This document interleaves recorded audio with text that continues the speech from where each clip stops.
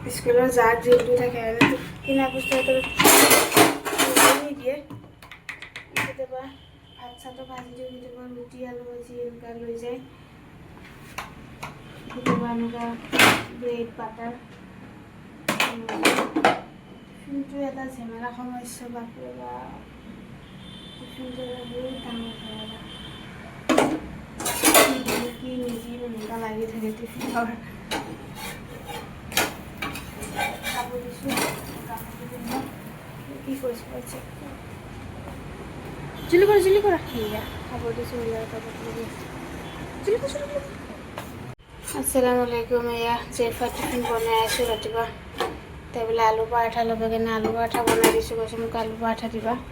বনাই আলু পৰাঠা বনাইছোঁ এটা ৰাতিপুৱা আলু পৰাঠা আলু এটা বইল কৰিলোঁ আলু বইল কৰি মোক আলু পৰাঠা দিবা সদায় কয় লগৰবিলাক বোলে আলু পৰাঠা লয় সেইকাৰণে ৰাতিপুৱাতে উঠি আলু বইল কৰি পৰাঠা বনাইছোঁ পেটটো ভৰি থাকিব সেয়া আজি দুপৰীয়া ৰান্ধা বঢ়া কমপ্লিট মাছ লৈছিলে ঘৰ মালিকে এয়া আমাৰ তাতে ফ্ৰাইড ৰাইচ কৰোঁ এতিয়া মানে গোটেই ঘৰ গোন্ধ ওলাইছে মানে হালধি নিমখ আদা নহৰু বটা জলকীয়া গুড়া দি নেমু টেঙা চেপি পেলাই সানি থৈ দিছোঁ পৰাটো ফ্ৰাই কৰি এইফালে অকণমান দালি বনাইছোঁ আৰু এইফালে ঢেকীয়া শাক অকণমান ভাজিছোঁ আনিছিলোঁ পৰহি কিন্তু বনোৱা হোৱা নাই আজি দুপৰীয়া ৰান্ধা বঢ়া আজি দুপৰীয়া ঢেকীয়া শাক ভাজি দালি বনালোঁ কমপ্লিট মাছ ফ্ৰাই ডিছ ফ্ৰাই হৈ গ'ল এইটোতো হৈ যাব দুপৰীয়া মই ভাত খাব ওলাইছোঁ যিহেতু স্কুলৰ পৰা আনিলোঁ